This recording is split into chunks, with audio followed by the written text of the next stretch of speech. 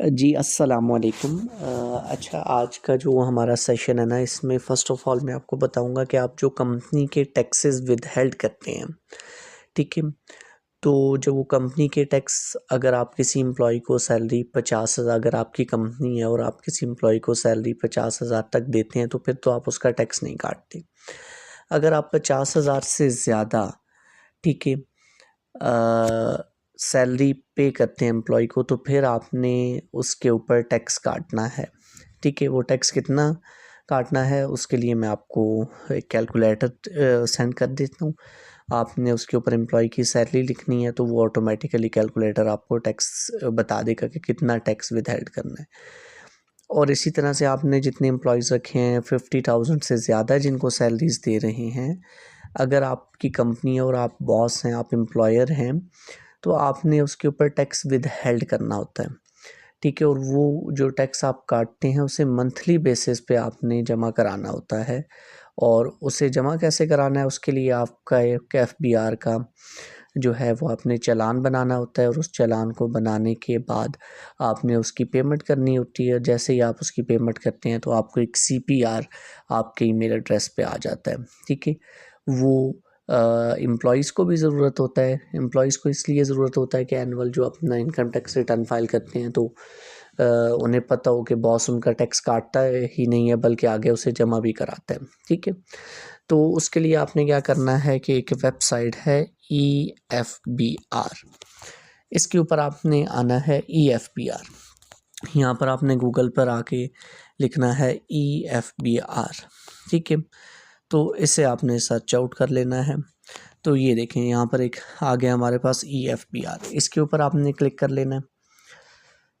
जैसे ही इसके ऊपर क्लिक करेंगे तो आपके पास एक इस तरह का पेज ओपन हो जाएगा। यहाँ पर ये जो आपके पास है log in to your account, आपने अपनी कंपनी का यहाँ पे लॉगिन्स प्रोवाइड करने हैं, कंपनी का यूज़र नेम और कंपनी का पासवर्ड, ठीक है। जैसे कि यहाँ पर जो कंपनी का एनटीएन नंबर और वो पासवर्ड है वो मैंने दिया, तो एक इस तरह का पेज ओपन हो गया, ठीक है। यहाँ पर आपके पास एक कॉलम आ रहा है ई पेमेंट्स का। यहाँ पर ई पेमेंट्स के ऊपर आपने क्लिक करना है। तो जैसे ई पेमेंट्स पे क्लिक करेंगे तो यहाँ पर वो आपको कह रहा है क्रिएट पेमेंट्स।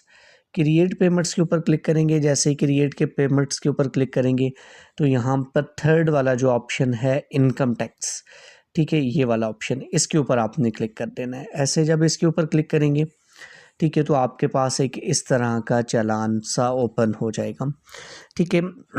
एक इस तरह का पेज ओपन हो जाएगा जिसमें आपने क्या करना है कि टैक्स ईयर सबसे पहले सेलेक्ट करना है, और वो 2024 ही सिलेक्ट करना है। आपकी कंपनी का एनटीएन नंबर ऑलरेडी यहाँ पर आ रहा होगा, और आपकी जो कंपनी का नेम है वो भी यहाँ पर आ रहा होगा, ठीक है। इसके अलावा आपने यहाँ पे किसी टैब को सर्च आउट नहीं करना, ठीक है। अब यहाँ पर नीचे लिखा है टैक्स पेमेंट नेचर, तो यहाँ पे टैक्स पेमेंट नेचर पर आपने आना है, क्लिक करना है, और यहाँ पर आपके पास ये वाला जो टैब आ रहा है, ये जो मैंने सेलेक्ट किया है विद होल्डिंग एडजस्टेबल टैक्स, ये दोबारा से आपको दिखा देता हूँ। जो मैंने सेलेक्ट किया हुआ है, जो रेड मार्क हुआ है, with holding income tax adjustable, ठीक है, इसके ऊपर आपने क्लिक करना है। तो आपके पास एक इस तरह का पेज जो है वो ओपन हो जाएगा। फिर आपने यहाँ पे क्या करना है कि अब आपने मंथ सेलेक्ट करना है कि किस महीने का टैक्स आपने जमा कराना है, ठीक है, क्योंकि आप सैलरी जो है हर मंथ एम्प्लॉयज़ को देते हैं, तो आपने हर महीने टैक्स काटना है और हर महीने के महीने उसे जमा कराना है, ठीक है। और यहाँ पर आके आपने मंथ पे सेलेक्ट करना है, और लेट्स सपोज कि आपने अगस्त का जो है वो यहाँ पर अटैच कर दिया कि आपने अगस्त के महीने का चालान जमा कराना है, ठीक है। अच्छा, उसके बाद यहाँ पर नीचे लिखा है अटैच फ़ाइल। अगर आपके पास कोई फ़ाइल पड़ी हुई है जिसमें एम्प्लॉयज़ सीरियल नंबर हो, एम्प्लॉयज़ की डिटेल हो, जितनी जितनी उनको सैलरी दी है वो हो, और कोई जितना जितना उन पे टैक्स काटा है वो हो, ठीक है, तो वो उस तरह की फ़ाइल आपने अटैच कर देनी है। अगर आपके पास नहीं है इस तरह की कोई चीज़, ठीक है, तो नॉर्मली जो कंपनीज़ होती हैं उन्होंने एम्प्लॉयज़ का रिकॉर्ड के लिए कोई ना कोई फ़ाइल बनाई होती है, तो वो फ़ाइल PDF यहाँ पर अटैच कर देंगे। ठीक है, उसके बाद यहाँ पर आपने अगर फाइल नहीं भी है तो हम इसको मैन्युअली भी यहाँ पर देखेंगे 1 बाय 1 भी ऐड कर सकते हैं। तो यहाँ पर पेमेंट सेक्शन में आपने आके सेलेक्ट करना है लास्ट में आके कि आप जो है एम्प्लॉयज़ की सैलरी विद हेल्ड कर रहे हैं। ठीक है, तो यहाँ पर आपने आके वो सेक्टर सेलेक्ट करना है, जैसे कि यहाँ पर सारे सेक्शंस आ रहे हैं। ठीक है, तो नॉर्मली मैं जो है आपको बता देता हूँ कि salary of employees federal government under section 149 इसको सेलेक्ट कर लेता हूँ मैं। ठीक है, तो यहाँ पे देखेंगे ये प्रोसेसिंग हो जाएगी। ठीक है, तो यहाँ पर इसको सेलेक्ट कर लेना। ठीक है, और उस यहाँ पर अब आपने क्या लिखना है, NTN नंबर। अब आपने जो एम्प्लॉय जिसको सैलरी दी है ना, उसका NTN नंबर, अगर उसका NTN नंबर नहीं है तो इससे आगे उसका CNIC नंबर आ रहा है, तो यहाँ पर आके उसका CNIC नंबर लिखना है। जैसे कि उसका CNIC नंबर है 611016832624 एंड 5। ठीक है जी, जब आप यहाँ पर आएंगे इसे क्लिक करेंगे।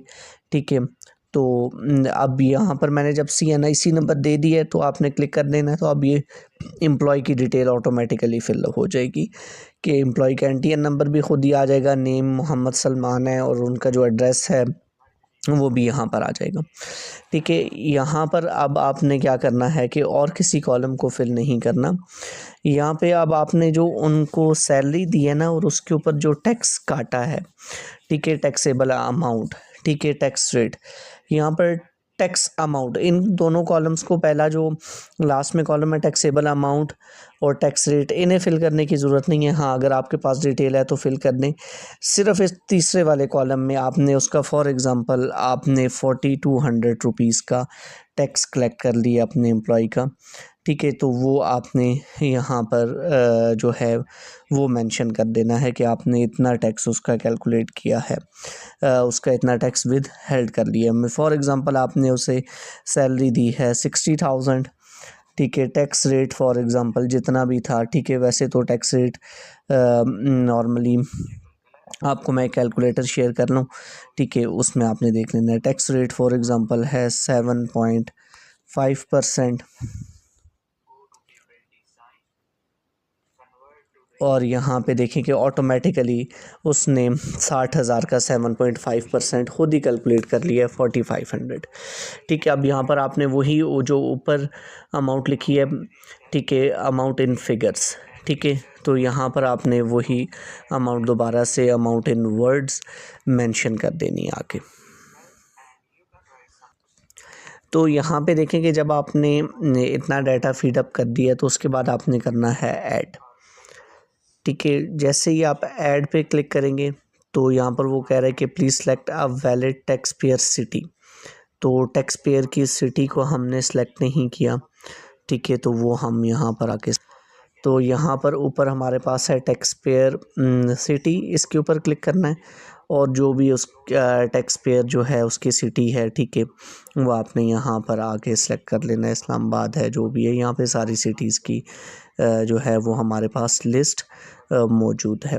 ठीक है, तो यहाँ पर वो आपने सिटी सेलेक्ट कर लेनी है।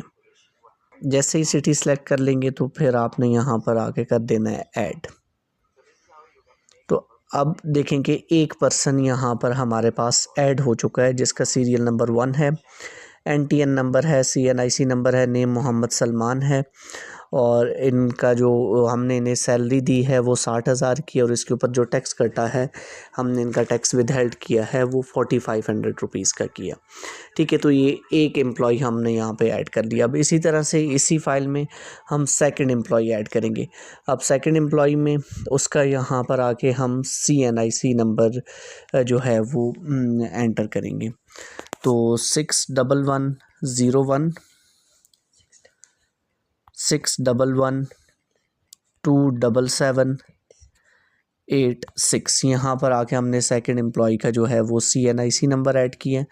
ठीक है, सेकंड एम्प्लॉय का जब CNIC नंबर ऐड किया तो देखें कि अब सेकंड एम्प्लॉय का भी ये सारा data, tax payer NTN, name Ayesha Majeed, और उसके अलावा इनका एड्रेस और ये सारी चीज़ें यहाँ पर आ गई हैं। उसके बाद अब नहीं, यहाँ पर हमने इनकी सैलरी लिखनी है।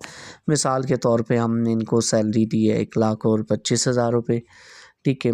वो सैलरी यहाँ पे लिखेंगे। टैक्स रेट आपने लिखना है कि उसके ऊपर कितना टैक्स आपने काटा है, ठीक है। तो यहाँ पर आपने फॉर एग्ज़ाम्पल लिख लिया कि इनका हमने 10,600 रुपीज़ का टैक्स काट लिया है।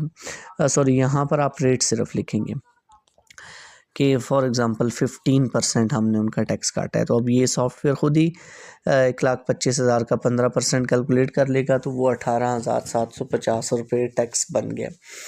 तो अब क्या करेंगे जी कि यहाँ पर हमने वो लिख लिया। अब इनकी भी सिटी सेलेक्ट करेंगे, टैक्स पेयर सिटी सेलेक्ट कर लेंगे, ठीक है। जो भी सिटी है उसे सेलेक्ट कर लेंगे, और सेलेक्ट करने के बाद हम यहाँ पे ऐड के बटन पे क्लिक कर लेंगे।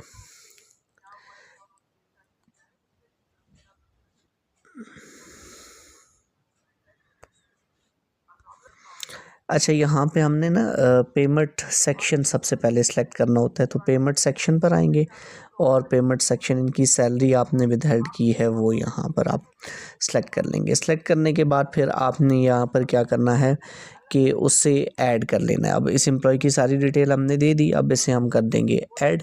तो यहाँ वो कहता है कि please provide a valid tax amount, कि जो टैक्स अमाउंट है ना, ठीक है, यहाँ पे टैक्स रेट दोबारा से हम 15% लगा देते हैं। तो अब ये टैक्स की अमाउंट हमारे पास आ गई 18,750 रुपये, ठीक है। अब इस एम्प्लॉय को भी यहाँ से आके ऐड कर लेना है।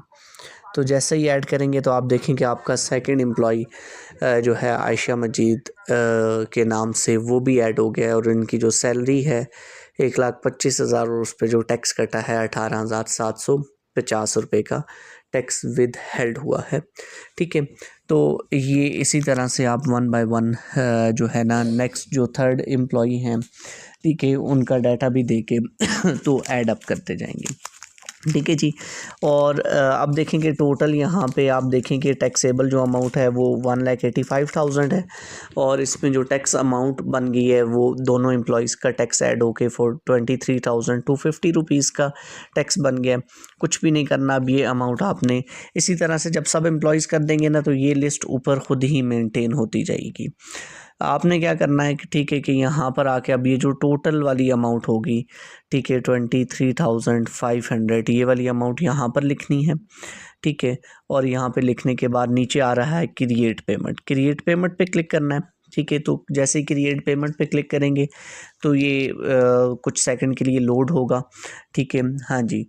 और उसके बाद फिर यहाँ पर क्रिएट पेमेंट की जगह लिखा हुआ आ रहा होगा कंफर्म पेमेंट, तो फिर आप कंफर्म पे करेंगे तो एक आपके पास चालान बन कर आ जाएगा। उस चालान को फिर आपने अपने इजी पैसा से, जैज़ कैश से, मोबाइल एप्लीकेशन से, डिजिटल जो मोबाइल ऐप्स हैं उससे पे करना होगा, या वो आप बैंक में जाके भी वो चालान जमा करा सकते हैं, ठीक है। तो वो चालान जैसे ही आप जमा करा देंगे, ठीक है, तो उस चालान के जमा कराने के तकरीबन आपको 1 घंटे या 2 घंटे बाद मैक्सिमम आपको ना एक आपका यहाँ पर जो ये जो ईमेल एड्रेस यहाँ पे लास्ट में मेंशन है, इस ईमेल एड्रेस पे ना आपको एक कंप्यूटराइज पेमेंट रिसीट CPR आ जाएगा। उस CPR को प्रिंट करें और अपने ऑफिस के नोटिस बोर्ड पे लगा दें, ताकि एम्प्लॉयज़ को पता चल जाए कि हमारे बॉस ने इतना टैक्स हमसे काटा है और उसने आगे उसको जमा भी करा दिया, ठीक है। तो इस तरह से आपने जो टैक्स विदहेल्ड करते हैं, ठीक है, उसकी चालान बनाना है और उसकी पेमेंट करनी है, ठीक है जी।